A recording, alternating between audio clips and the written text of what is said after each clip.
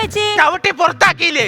മക്കളെയൊക്കെ ചവിട്ടി പുറത്താക്കുന്ന മോശമല്ലേ മുതലാളി? എടി അവന്മാർ എന്നെ ചവിട്ടി പുറത്താക്കിയത് എന്തിന്? കയ്യിലിരിപ്പ് പിള്ളേരെ കുറുക്കെടുത്ത് കുടിക്കുക, പിള്ളേരെ പലഹാരം എടുത്ത് കഴിക്കുക, താടിക്കിട്ട് തട്ടാ, സൈ കെട്ടാ ചവിട്ടി പുറത്താക്കി. എടി എനിക്ക് എന്താന്ന് അറിഞ്ഞൂടാ, ഈ കടപ്പലകാരം കാണുമ്പോ ഭയങ്കര ആർത്തിയാണ്. പ്രത്യേകിച്ച് ക്രീം ബിസ്ക്കറ്റിന്റെ നടുക്കത്താ വെള്ളയില്ലയോ, അത് കണ്ടാ ഞാൻ നക്കും. അങ്ങനെ നക്കിയിട്ട് ഞാൻ ഫെവിക്കോളും വെച്ച് അടച്ചു വെച്ച് ഇപ്പൊ കൊച്ചുമക്കളുടെയൊക്കെ വാ അടഞ്ഞുപോയി. ആണ്ടേ അതുകൊണ്ട് മരുമോളുണ്ടല്ലേ ചട്ടുകത്തിന് പൊള്ളിച്ചിവിടെ. സത്യം നിങ്ങൾ നോക്കി. പണ്ട് നല്ലോണത്തിൽ ജീവിച്ച മനുഷ്യനാണ്. എന്തോ എവിടെയോ അടികെട്ടി കിളി പോയതാന്ന് തോന്നുന്നു.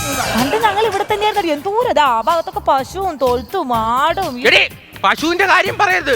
അമ്മണി പശു കാരണമാണ് എന്റെ അച്ഛൻ മരിച്ചത്. പശു കാരണം അച്ഛൻ മരിച്ചെന്നോ? ആ പണ്ട് എനിക്കാണെങ്കിൽ ചോരത്തിളപ്പുള്ള പ്രായം. ഇപ്പൊ തിളപ്പില്ലേ? ഇപ്പൊ തിളച്ച് പറ്റിയല്ല.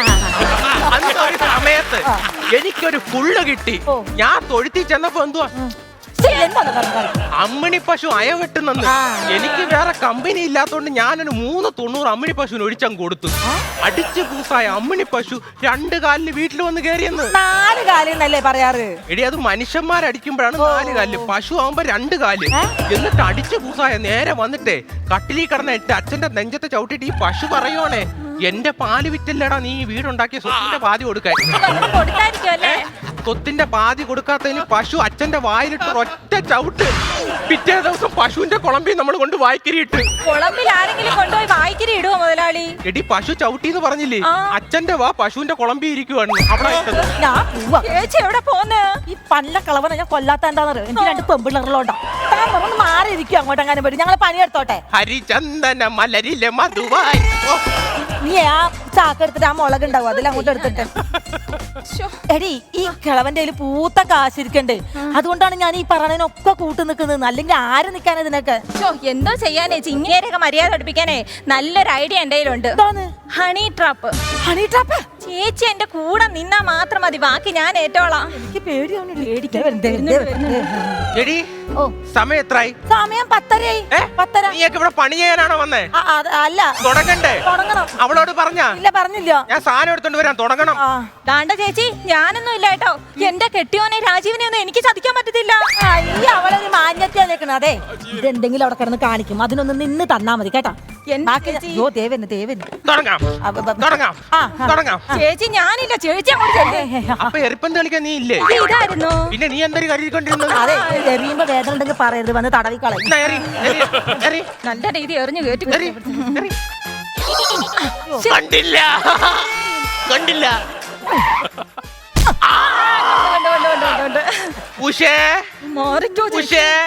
ഇന്ന് നിന്റെ മേലരയ്ക്കും. ഇന്ന് നിന്റെ മേലരയ്ക്കും. തടവിത്തരാം.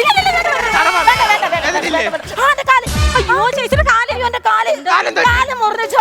മുതലാളി വേഗം ഒന്ന് വാ. കാണാത്തോണ്ടാ ചോര ഉണ്ട് മുതലാളി. അയ്യോ തുണിയെടുക്ക. നീ ഏത് തുണിക്കട പോയി? അയ്യോ കഴിച്ചതാ. ഇങ്ങോട്ട് താ മുതലാളി. കെട്ട് ആ കാല് കെട്ട്. കെട്ടിയോ എന്തായാലും പറയൂടി. അതല്ല, കാല് കെട്ട് മുതലാളി. അയ്യോ അയ്യോ. ഞാൻ വെറും കിഴങ്ങനാണെന്ന് കരുതിയോടി വീഡിയോ എടുക്കുന്നല്ലേ? എനിക്ക് മനസ്സിലായി, മറ്റേ പാട്ടിടാനല്ലയോ നീ വീഡിയോ എടുത്തോ. നന്മയുള്ള ലോകമേ കാത്തിരുന്ന് കാണുക. കാത്തിരുന്നല്ലോ, കാത്തിരുന്നല്ലേ. കാല് വയ്യെങ്കിലും നീ ലിറിക്സിൽ കയറി അങ്ങ് പിടിക്കില്ലേ? എടി എഴുന്നേക്കടി, നല്ലൊരു ക്യാപ്ഷൻ പറഞ്ഞു കൊടുക്കും. ക്യാപ്ഷൻ പറയട്ടെ മുതലാളി? പറഞ്ഞോ. കട്ടപ്പനയിലെ വീട്ടിൽ വെച്ച് ജോലിക്ക് വന്ന യുവതിയുടെ അടുത്ത് അപമര്യാദയായിട്ട് പെരുമാറിയ വൃദ്ധൻ പിടിയിൽ. നിങ്ങൾ കുറെ കാലായി നിങ്ങളെ ശല്യം ഞാൻ സഹിക്കാൻ തുടങ്ങി. നിങ്ങൾക്ക് ഒരു പണി തരണം ഞാൻ വിചാരിച്ചതാ കേട്ടോ. നിങ്ങളുടെ ഈ തുണിയിൽ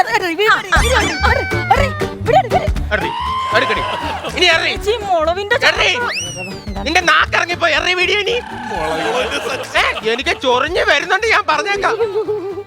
അയ്യോ പുകഞ്ഞ് വരുന്നുണ്ട്. മുളകിന്റെ ചാക്ക.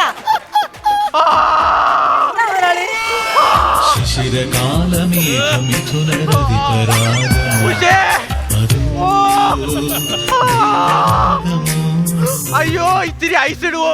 ലൈം ജ്യൂസ് എടുക്കാനാണോ? ലൈം ജ്യൂസ് അല്ലടി, ഐസ് ഇങ്ങനെ വെള്ളം കിട്ടും. വെള്ളമില്ല. സത്യം പറ. അനുഭവിക്കാം. അയ്യോ സത്യം പറ, നിന്റെ ഉദ്ദേശം എന്തുവാ? ഒരു 10 ലക്ഷം രൂപ ഇങ്ങ് വെക്കാവോ? 10 ലക്ഷം രൂപ എന്തിനടി? ആ ഇല്ലെങ്കിൽ നിങ്ങളുടെ ഈ തുണിയില്ലാത്ത വീഡിയോ ഞങ്ങൾ നാട് മുഴുവൻ കാണിക്കും, നിങ്ങളുടെ മുഖം മൂടി അയച്ചിടും.